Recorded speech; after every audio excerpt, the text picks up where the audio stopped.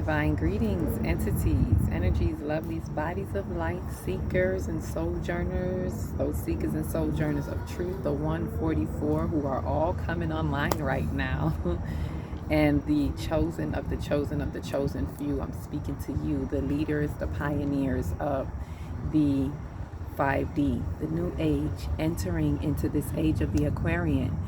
So there's a lot to talk about, and I want to touch base. This is like a part two.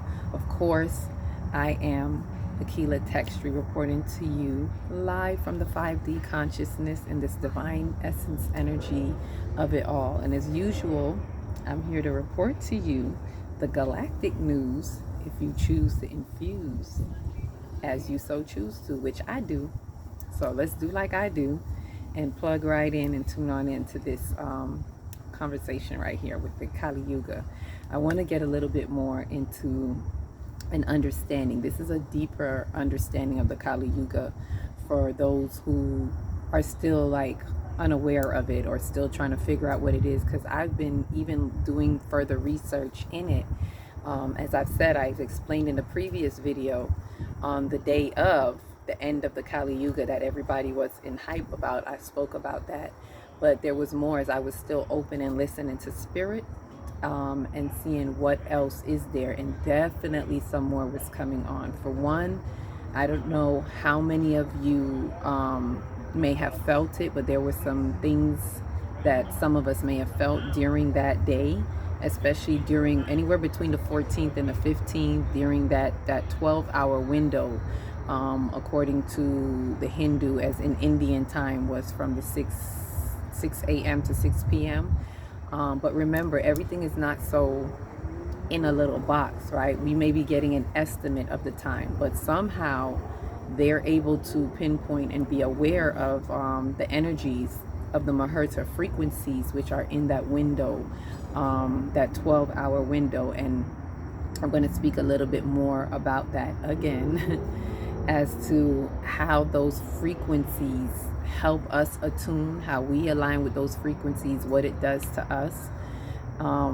Because a lot of us have experienced some type of, I want to say, spiritual, maybe spiritual disillusion, not disillusion, like there's another word, like when you're discombobulated, something like that, but it's more like a spiritual disorientation, a little bit disoriented, or you may have felt other maybe physical symptoms, right? So this had to do with those frequencies and those energies, and it's really there to help us. It's talking to us in so many ways. This is energy, this is frequency, these are light codes that are coming through the galactic center, which is very, very powerful. And this is what we want to understand about the Kali Yuga. The Kali, it's not even just a Kali Yuga. I don't even want to say it like it's that. See, we have a skewed vision of these terms sometimes, and it is yugas. There are 4 yugas, and its entirety, it's a cycle, and this is a cycle of about, you may hear different estimates, different numbers. I've looked up and I've seen a wide range of numbers, but it's about 24, let me say 24,000 years of a full cycle. There's a 12-hour, if you can pull up the information on the Yuga, see if you can get an image, and you'll see. I'll see if I can show you one that's here on my phone. It probably won't be that clear if I just show it to you. Here, I'm going to see if I can maybe download it somehow. I'm not that tech savvy, and I don't have a tech working with me, so we'll see what I could do. But really, it's plain and simple. It's a cycle. It's a year. Not a year, sorry. What we would look at as a year, this is 24,000 years, and it's 12 years of a descent and 12 years of an ascension, right? So the Kali Yuga is at the bottom part. It is in the Iron Age. So you may hear a lot of people talking about, oh, we're going into the Golden Age, as if the Golden Age is right there tomorrow. If you look at it, you will see that it is not. We're now ascending. If this is the end of the Kali Yuga, we have to go through the other Yuga, which I believe is pronounced Dwapara, Correct me if I'm wrong. These are Hindu terminologies. There may be other names for it that our ancients and ancients of days have, but the furthest I guess that we can get back or date to it is the Hindu text or the Hindu information, which right now to me are one of the oldest and the closest that we'll get to a lot of our deep cosmic information, because essentially it also comes from Kemet, which also comes from Atlantean and Lemurian times. That's a whole nother story. So with that, knowing that, understanding the yugas, the next yuga we're ascending into is a Dwapara, which is the Bronze Age.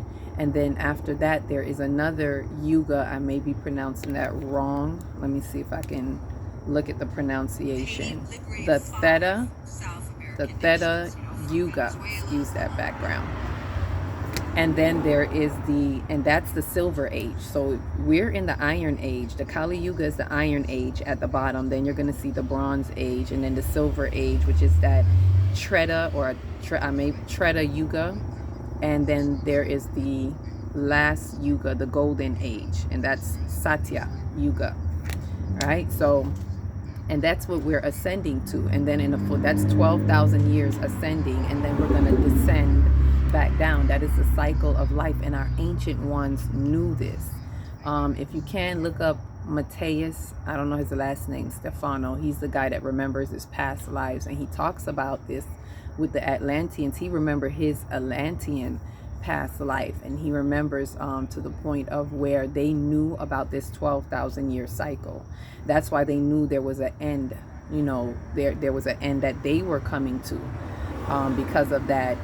The end of that cycle. I don't know where they were in that cycle while they considered an end, because when you think about it, although the Kali Yuga feels like the destruction and the end of times, they could feel like, remember, we're ascending. The Kali Yuga is more at the bottom, so we're going through the darkest times to get through to ascend back up.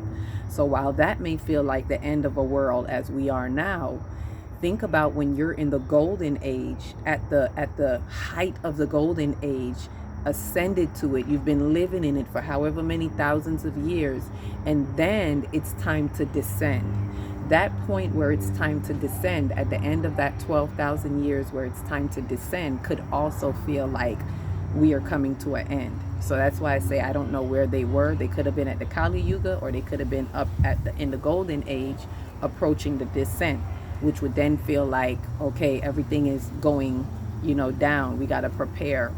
And that's why they left behind so much information, that you see these hieroglyphs, these ancient texts. There's so much information that was left behind to pass down, because they knew that they would return in their ancestors. That's why they say we are the ancestors, right? So that's just to explain that.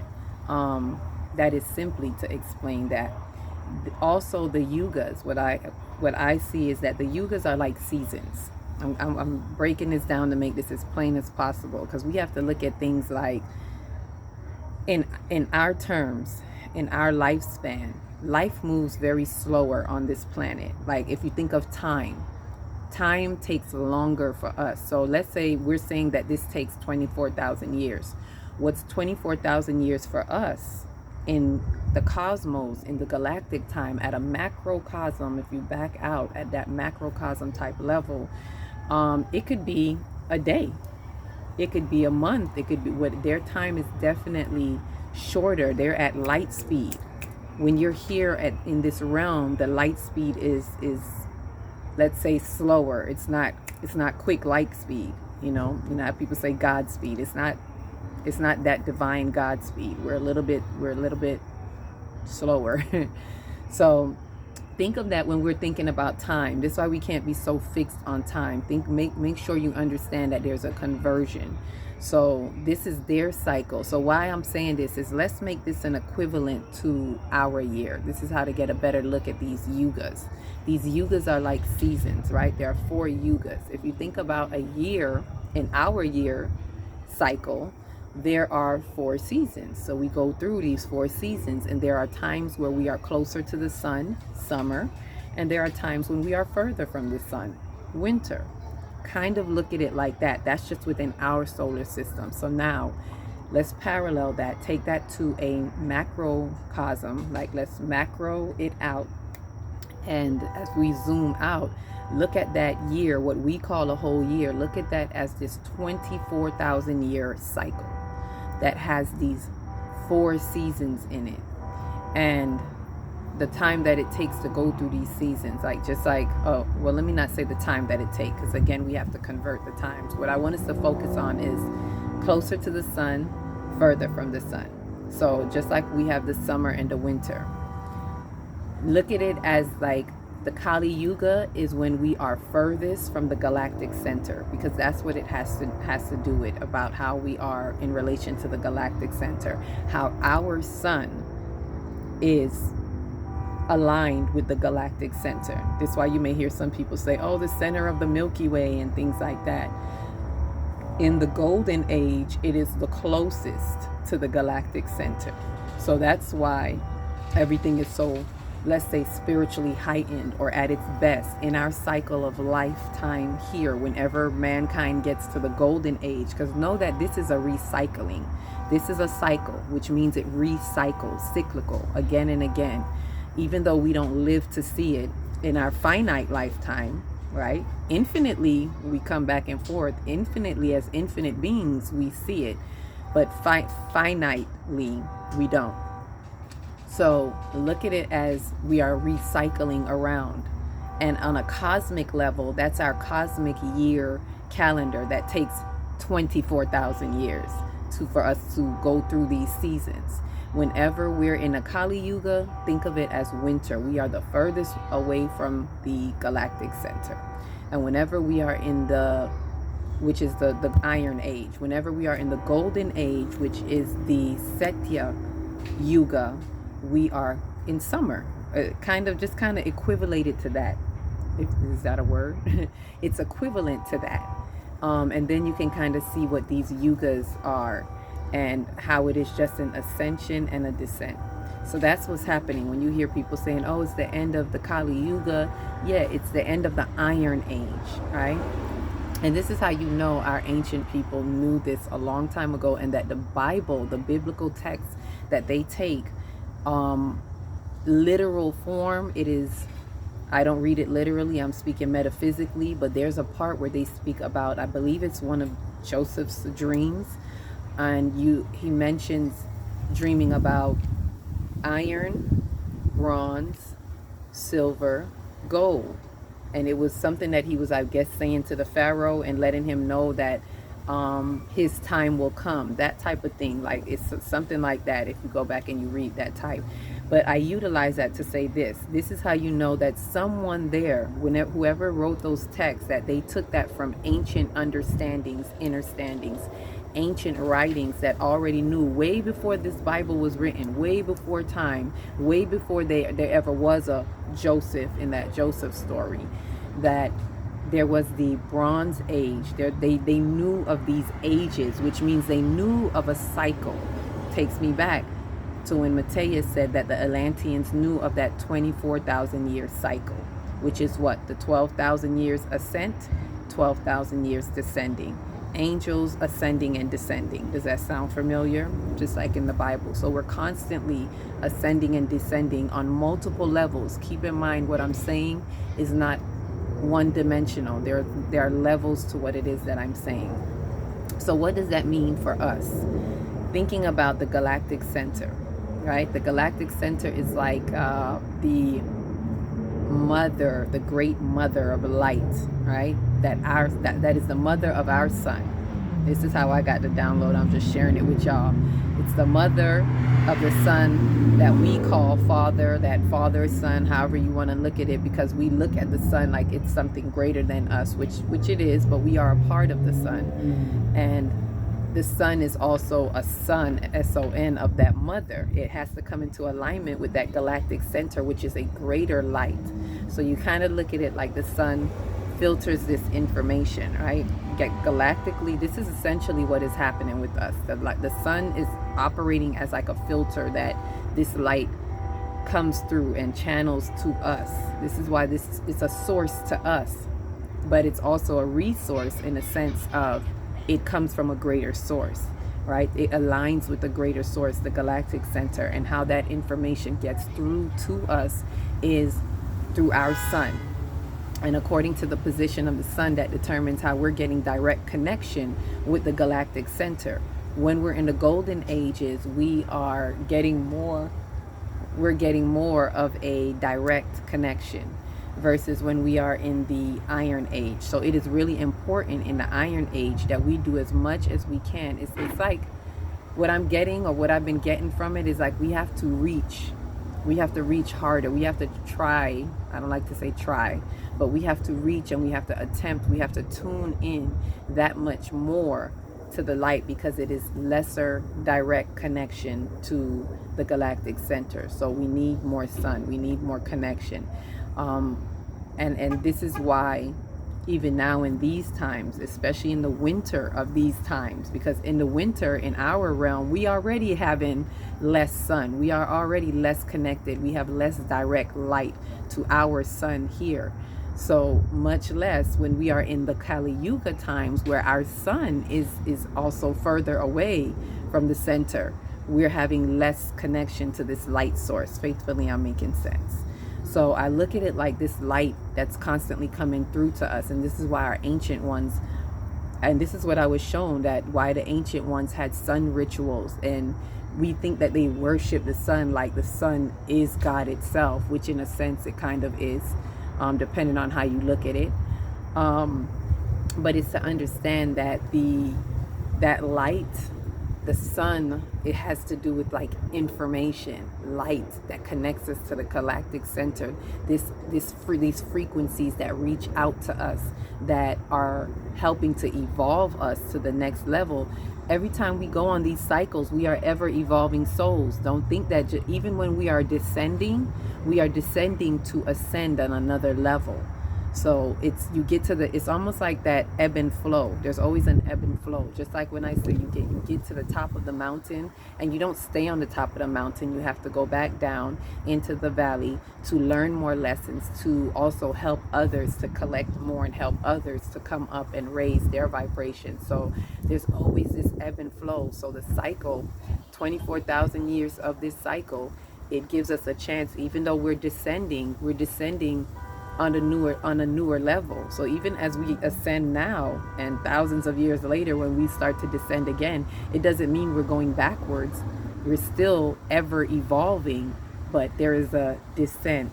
There's a descent at that level, which gives us a chance to go in and gain more lessons, to sharpen ourselves some more, so that we can evolve even more in our ascension. So it has a lot to do with the evolution and the re-evolution of our souls as light bodies on this planet, as the sun is a light body for the solar system, for our galactic center. Like there's levels to it. So this is why we have to always, don't just look at the close what's in, look at what's without. Now, how this affects us as we're coming through the Kali Yuga age. And I've said it before, it's for us to really release a lot. We're in the darkest times to work through a lot and release. And the key is to release so that more light can flow through you. Hello, we're in the darkest times.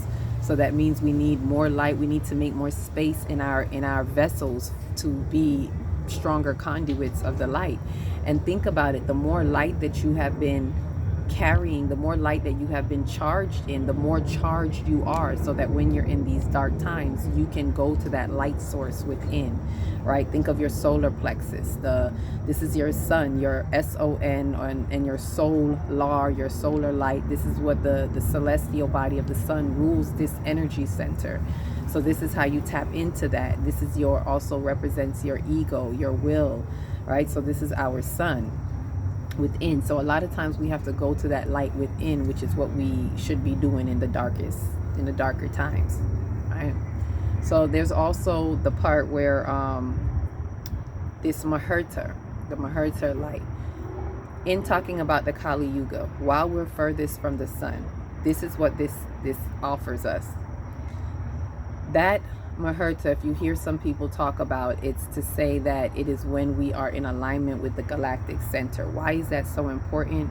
Because we need that sun to be, it's like the sun along with Sirius, and there's like this kind of, let's say, perfect alignment that allows for the flow of light to channel through from the galactic center. The frequencies that we get, that we have gotten in that window, in that 12-hour window, was due to that alignment with the sun, Sirius, and I believe and the earth, sun, Sirius, the earth, in a sort of perfect alignment that allows that frequency to flow through. Look at it almost like a funnel. It's like something lined up so it can funnel through, and we get those frequencies, right? And the more tuned in you are, the more you're likely to receive those frequencies, meaning the more you've been doing your work, your internal work. It's not just about sitting in the sun, if you can get some sun, but that helps too, because you're getting the light codes from the sun. But it's also, this is why I said it's multidimensional. It has to do with what you have been doing. Have you been releasing? Have you been forgiving? It depends on how much you are living in love. This is why the love is so important. The heart chakra, anahata, which is unbothered. How much are you in your anahata? Right, which takes how many of us was doing, random acts of kindness, sharing love with your family, your loved ones, and I mean true love, not the fake love, but because it has to be authentic. Authenticity is also one of the higher aspects of the heart chakra. Are you in your authenticity? Are you authentically true? Are you walking in your soul's integrity? Are you an expression of the love that lights the truth? All of this has to do with your conduit of light, how you are, how your vessel of light is set up. And so those of us who are doing a lot of releasing, especially in the last 3 years, the last 3 to 4 years, that have been working on them and their soul self, and really evolving, elevating your soul, having soul ascensions, and just going through. And we may have been going through it. It's really hard out here in these spiritual streets, but the thing is, have you been learning the lessons? Have you been willing to be uncomfortable to do what it takes? Because that's what it takes, especially in the window of the Kali Yuga, when we've been within the Kali Yuga for years. I believe even Yeshua, because that's what, 2,000 years ago. So even Yeshua, whom they call Jesus, was here during his timing that he came is during the Kali Yuga. Probably more during the early stage of the Kali Yuga, during the descent of the Kali Yuga. Right now, we are in the ascent of the Kali Yuga. As we're saying, we're ending it, but even in the ending, we're in the ascension part, ending the entire Kali Yuga, right? Because there's a descension part. They're right next to each other. If you look on the wheel, there's a descension and there's the ascent right next to it.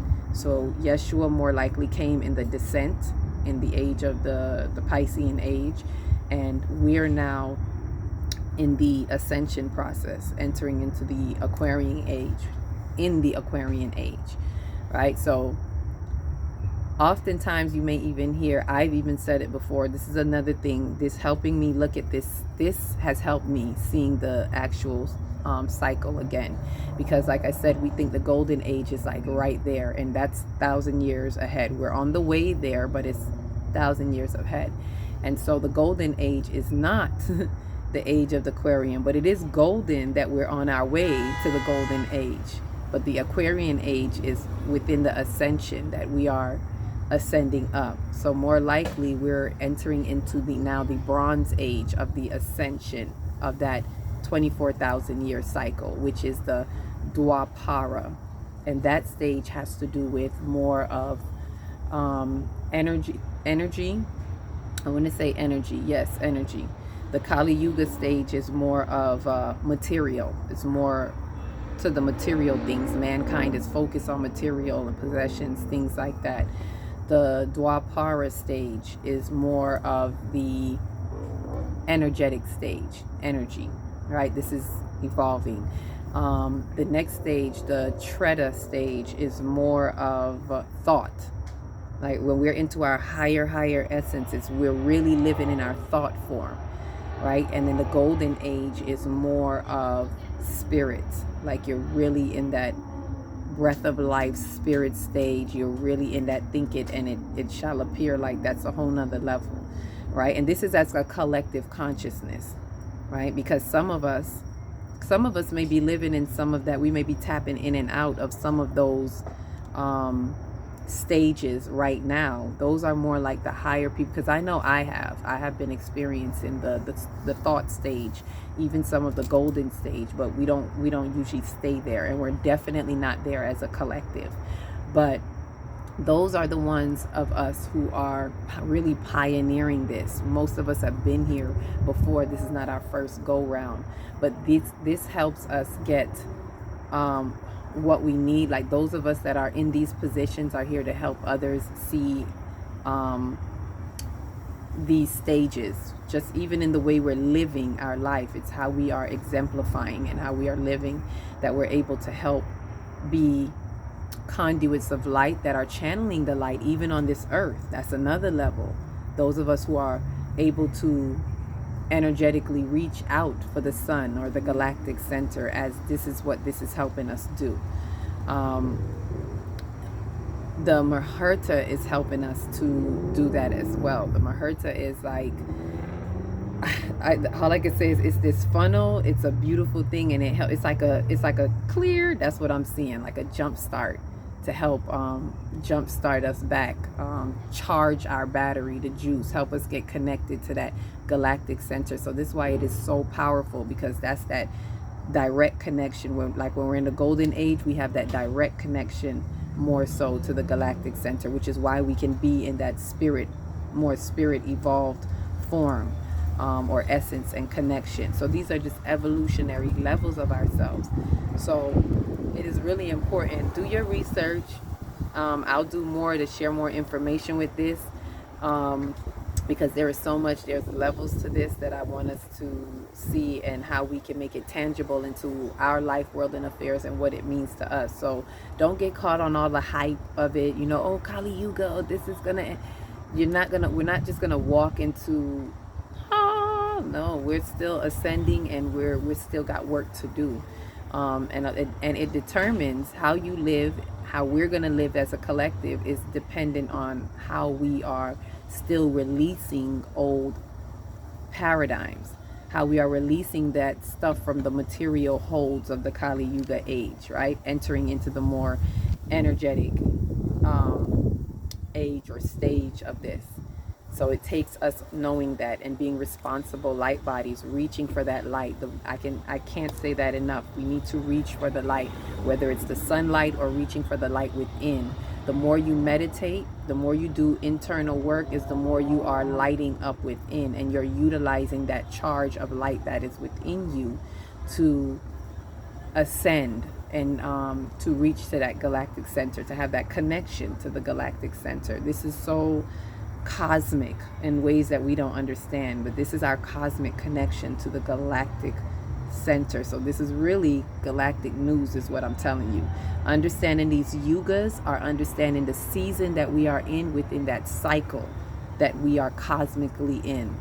That grand, I'm going to call it the grand cycle, because I've yet to find a name for it. So that grand cycle that has us connected to the Great Mother, aka the galactic center, that really has this information for us. It's all about light codes. Everything is about light codes, information, energy, source, and this is what we're here. This is what helps evolve us. So be thankful if you got that those Mahurta frequencies, if you were aligned, even if you didn't know about it. If you were doing your work, don't worry about it if you caught it with everybody else. You were already aligned, just like myself. I was already in the alignment flow of it. So these are some exciting times. There's definitely more information. Faithfully, this has helped to understand. Another way that we can look at it is like radio frequencies. That's what I wanted to say. The more we tune in, it's just like when you're looking for your frequency. The further you are away from it, the harder it is to connect, to hear, to have that direct connection. So it's kind of like that. And in order for us to, when we're out of range, what happens when we're out of range is we go and we keep playing with the dial until we can kind of catch it, right? So that's what essentially what we're doing when we're this far from the direct connection. We're way out there. So what we have to do, this is why we got to tune in to tune up. We got to do our own soul work, shadow work, forgiveness, love, no judgment, acts of all of these things that we need to do. Get heart centered. Heart, which is the battery.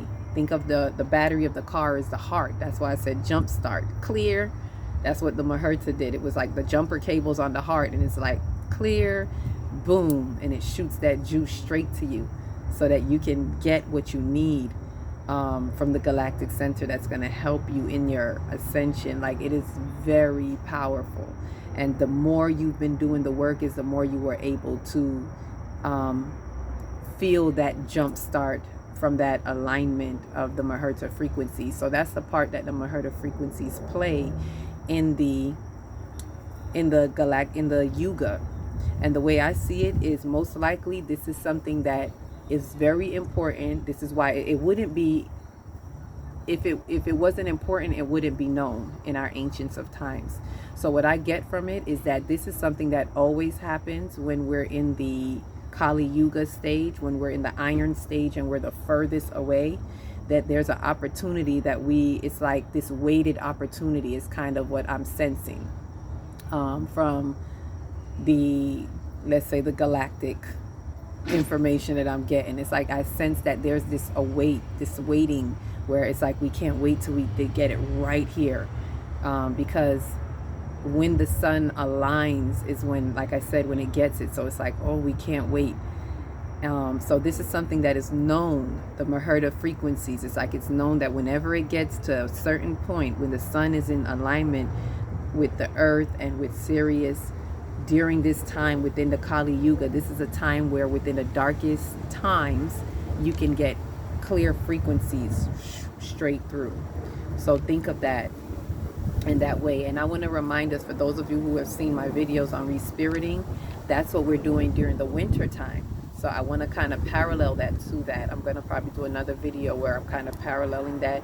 Maybe I'll do a course where we can really sit down and break that down. For those of you who are interested, you know, DM me, I'm saying DM, message me, leave a comment in whatever way that you can, and I will see about putting a course together to bridging that, so we can parallel that and see how that applies to us even now in our winters. Look at your winters as the Kali Yuga. So the winters give us that time to actually, what's the word? It gives us that time to practice this, so that when we get through the Kali Yuga, this is how I saw it. It's like all these times that we have winter over and over again. That's like a little practice of when we're in the darkest times, what do you do? We're furthest away from the sun, so we need to reach more. How do we do that in the winter? We go within when there's no sun outside.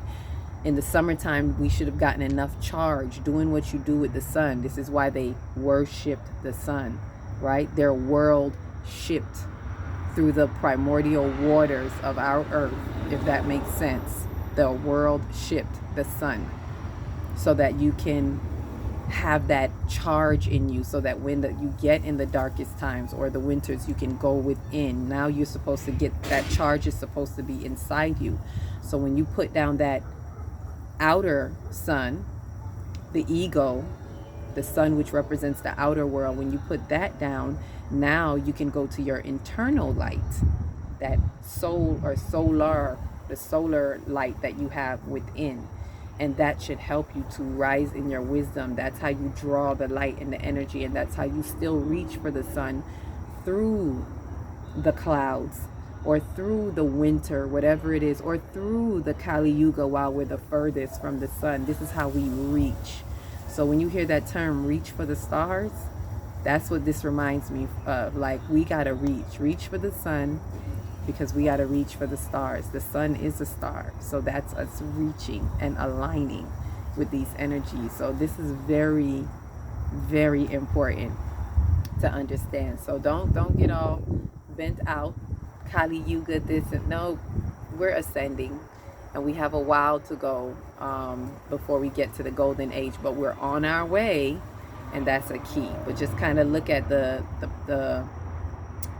if you can, get the image and look at what it really looks like, so you have a realistic visual. Because some people think as we leave this, whoo, I'm in the golden age, you know. I'm not gonna lie, I kind of thought so too. I didn't think like automatically we're in the land of milk and honey, but I thought that the golden age was like right there. And so I had forgotten that on that cycle there was that bronze and that silver, because I did remember seeing that. So know that it's iron, bronze, silver, then gold. So we have quite some time. Right, so just remember, reach for the sun, keep doing your work at the very best. Light bodies, you pioneers, you true prophets, true truth seekers, keep doing the work that you're doing. We are the ones that are helping to harness the light, just like the sun is doing what it does to help harness the light for our earth, for the body of earth that we're on, through the galactic center. Like that sun, it's like I could see the sun, like, I don't know, like a looking glass or something, like from getting information from the galactic center, and it's like beaming it. It's like a medium. It operates like a medium, just bringing it straight through. Here you go. So there's so much more to the sun. We are sun people. We are from the sun, and the sun does a lot more for us than just giving us light. Even just giving us light energy information, the way I usually have said it, I see it on such a grander scale of how it is operating as like this cosmic filter, if you will, that is just aligning with us so that we can essentially evolve individually, collectively, collective conscious wise, all of that. So with that said, this is one of the longest I've probably done, so I'm going to leave that right there, let you guys soak on that information right there. Comment if you have anything to share. Comment, like, subscribe, share, and comment so it gets to who it needs to get to, because we really want to connect to our soul tribe people. Find your soul tribe wherever they are, you know. For my sojourners of truth, you know where to find me. And if you don't know, now you know. Enter into the comment if you want more, if you have any questions, or if you are ready for that course that I can share with us. With that said, get to your galactic center, reach for the stars, enjoy the ascension on the way to the golden age, because it is real and it is true. Get into your true time reality. With that said, each one, reach one, teach one. If you don't know where to start in your beautiful heart. Shine your light from the inside out and be the candle that lights the next one and the next one and the next one. Let's keep lighting up, because we're all suns within this sun. With that, have a beautiful, beautiful day, night, wherever you are. Peace, love, and light.